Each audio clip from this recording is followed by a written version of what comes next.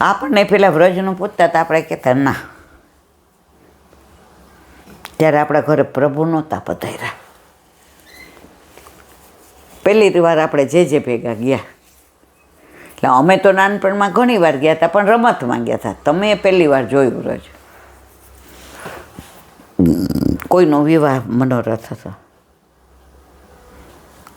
ત્યારે એમ થયું કે અત્યાર સુધી વંચિત રહ્યા. આપણને ગંદકી ક્યાંય નહોતી દેખાડે.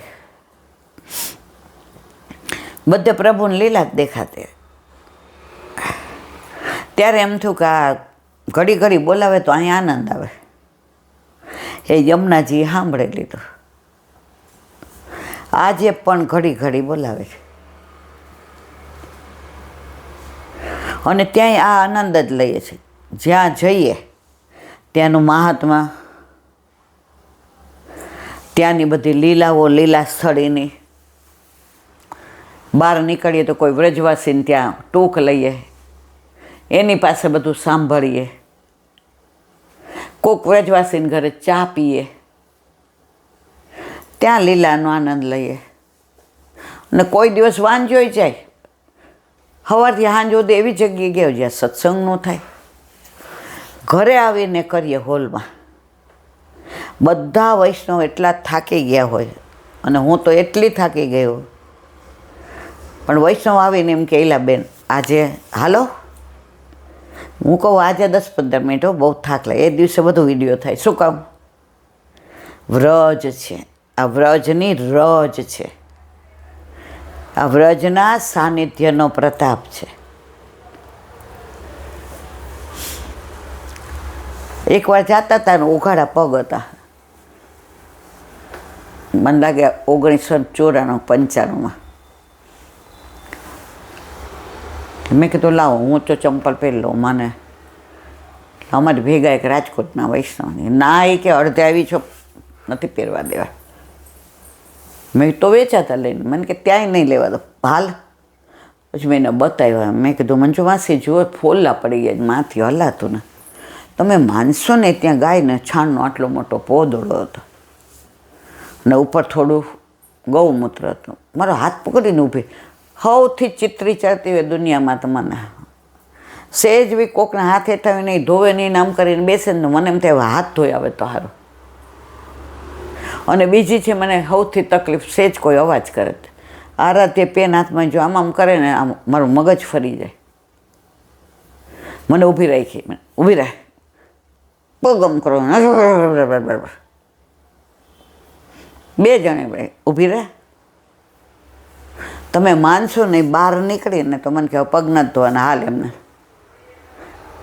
મુકામે પહોંચ્યા ને એકેય ફોલ્લો નહોતો.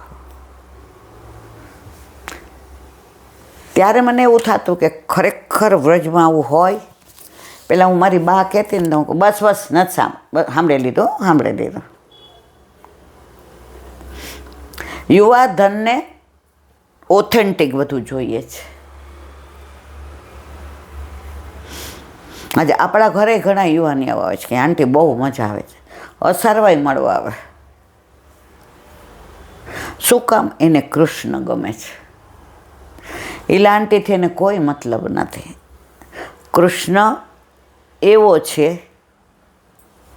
જે નફરત કરતો હોય એને પ્રેમ કરે, જે એનામાં ના માનતો હોય એને પ્રેમ કરે,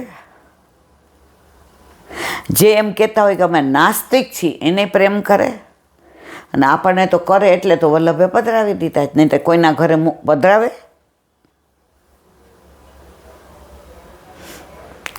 બે ત્રણ વાર કોઈને બગડી જાય બાળક, ત્યારે મા બાપ એમ કહે તારા જેવો ફળ નક્કી હશે ને તૈયાર હશે ત્યારે આપશે.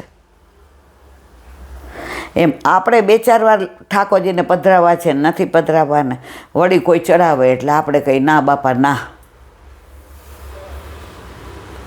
પણ નક્કી જ્યારે એણે કહ્યું કે હવે તો વલ્લભ કે મારે પધરાવવાના જ છે, ને ઠાકોરજીએ કીધું મારે તો આને ત્યાં જવું જ.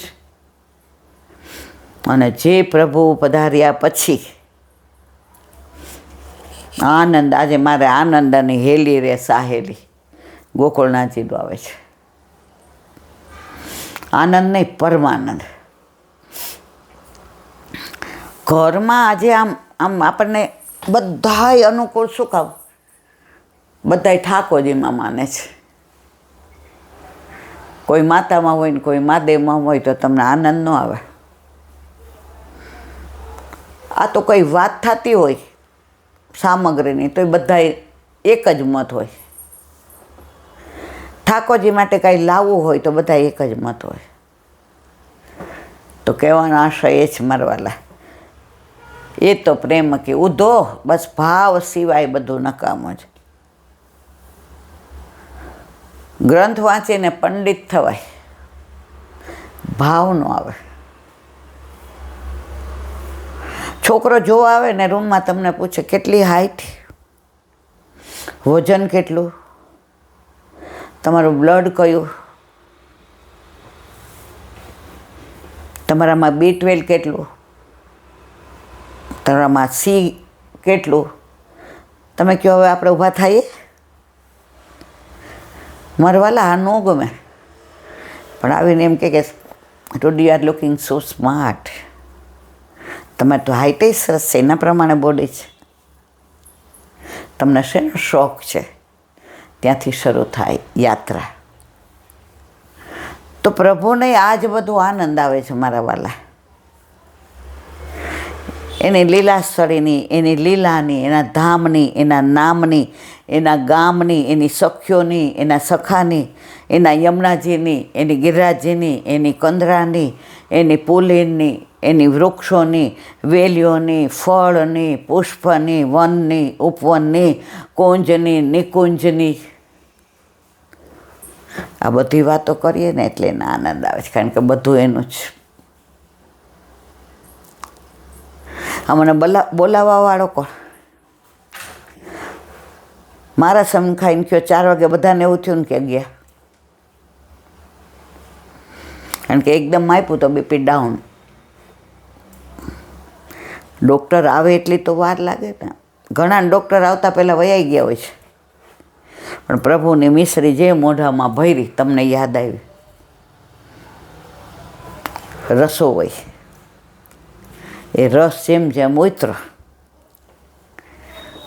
પછી હું તમારી યારે બોલી કે હજી ભલે નહોતું બોલાતું પણ એટલું બોલો, હજી થોડી આપો.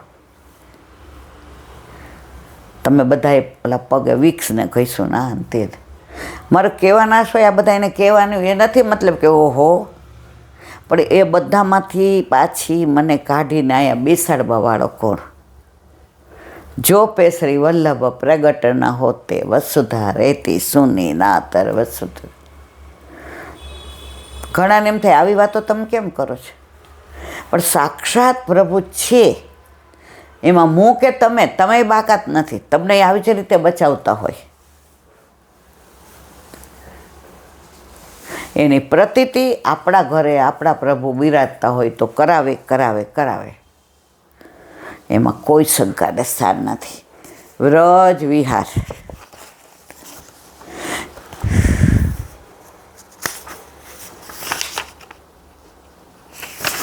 કાલે આપણે મહાપ્રભુજીના બેઠકજીનું, આવતીકાલે ગુસાઈજીનું પ્રાગટ્યોત્સવ છે એટલે લેશું એનું. આજે ગોકુળનાથજીને લઈ લે.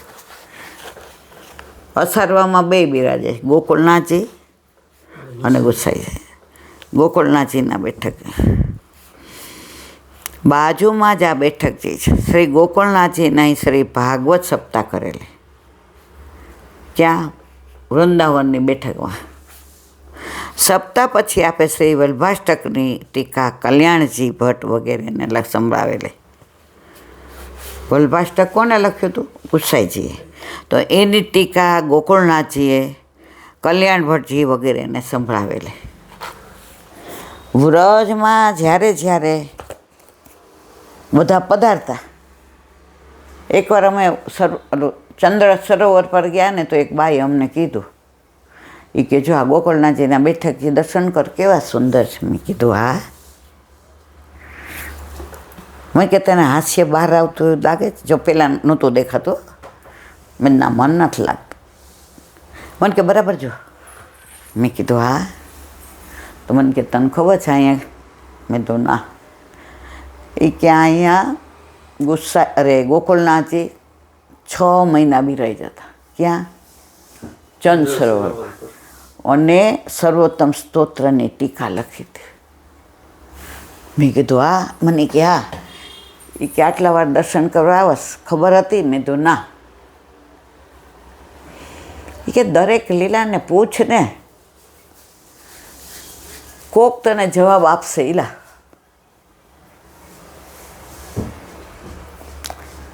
તો હું તો પાછી ગઈ ગોકુળનાથજી પાસે. મેં કીધું, અને ખરેખર લીલા વસ્ત્ર ને લીલા આભૂષણ ને લીલી પેલી પીછવાઈ ને લીલું ચંદ્રિકા ને આમ ગોકુળનાથજી તેવા લાગે.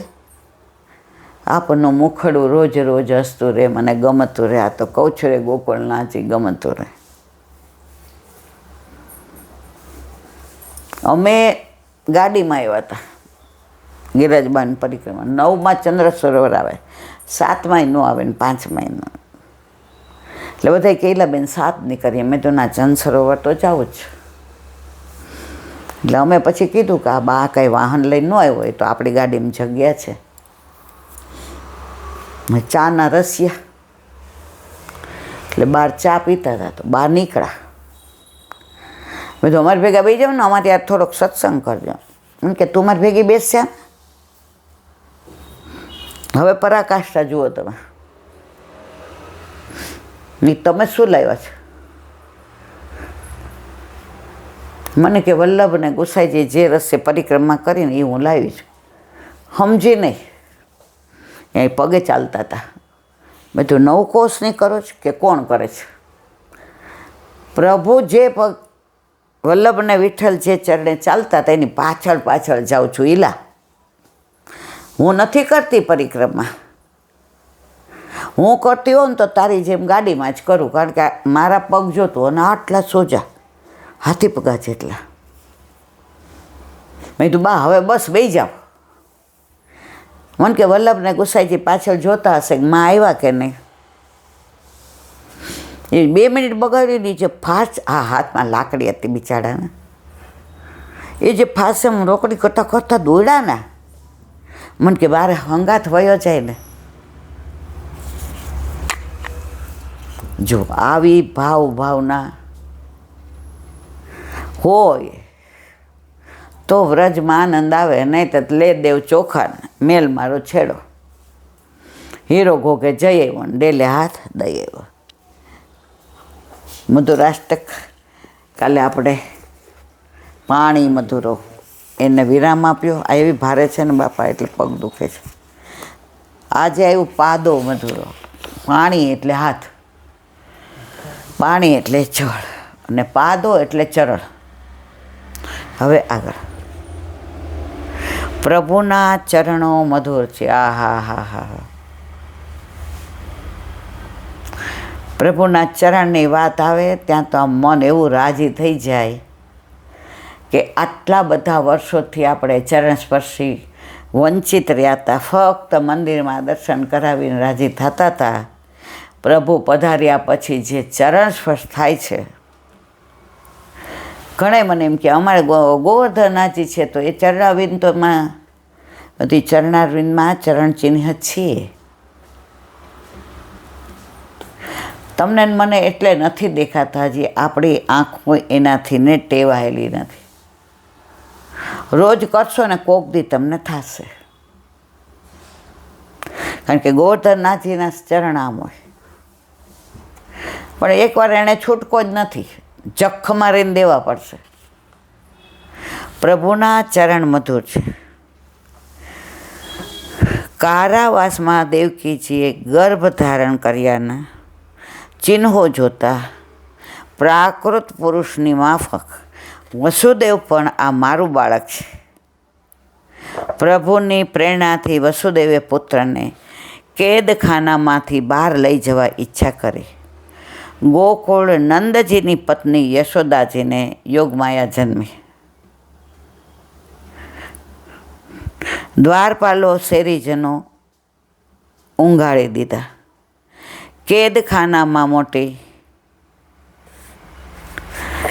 કેદખાનામાંથી મોટા દ્વારોમાંથી નીકળવું કઠણ હતું. અને પ્રભુ સાથે વાસુદેવ આવતા જોઈ જેમ સૂર્યથી અંધકાર પ્રકાશ નાશ પામે તેમ આપોઆપ ખુલ્લી માયાનો પ્રવેશ થયા. વરસાદ વરસવા લાગ્યો. શ્રી વસુદેવજી બાલકૃષ્ણજીના ભૂતલ પર પ્રગટ થયાના સાથે અધીરા થઈ આનંદથી અતિરેક સંપન્ન બની લહેરોના માધ્યમથી તરંગો ઉછળવા લાગ્યા. સૌથી યમુનાજી રાજી થયા ને તરંગો ઉછળે. વસુદેવને એમ થયું કે ક્યાંથી કેવી રીતે જાશો, પણ આ તો હરખ હૈયે નહોતો માતો. આજે યમુનાજી પધાર્યા મારે ઘેર રે, આજે આનંદની હેલ, આજ હેલ મારી માએ કરી છે મોટી મેર રે, આજે આનંદની હેલ, આજે આનંદ. તો યમુનાજીને તો અત્યારે આનંદ ભરા અમે આવ્યા, મારે વાલે રમાયડા રાસ. એ જે ઉછળતા હતા તરંગ, એ ચાહતા હતા કે હું પહેલાં પ્રભુના ચરણ સ્પર્શ કરી લઉં.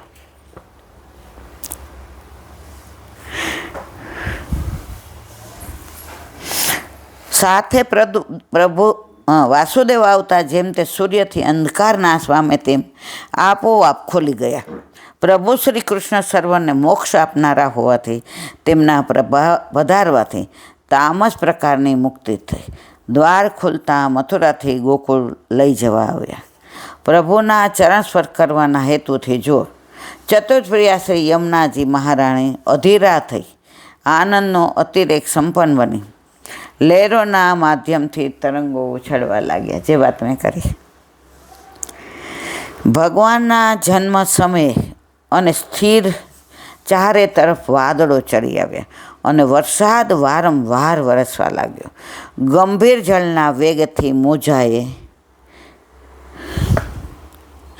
મોજાઓ વાળી આપેલ તેમ યમુનાજીની લહેરો શ્રી વસુદેવના મુખને આલિંગન કરવા લાગે. એ સમયે શ્રી બાલકૃષ્ણ પ્રભુજીએ અભિષેક કરી એકદમ શાંત થઈ માર્ગ આપ્યો. જો સુરશ્યામના એ કોમળ તનક તનક મધુર મધુર ચરણાવિના અપૂર્ય સૌંદર્ય પર વારી જઈ શ્રી મહાપ્રભુજીએ કહ્યું, પાદો મધુરો. આમાં આ દ્રશ્ય નજરે આવે તેમ થાય ઘરે આપણે ત્યારે કેમ નહોતા? આપણે હોત તો અત્યારે અહીંયા ન હોત કાં, પણ નહોતા જ, એટલે જ આપણે જ્યાં રખડીએ છીએ. હવે એ બોલાવે તો લીલાનું દર્શન થાય. બાકી તો હવે મારા વાલા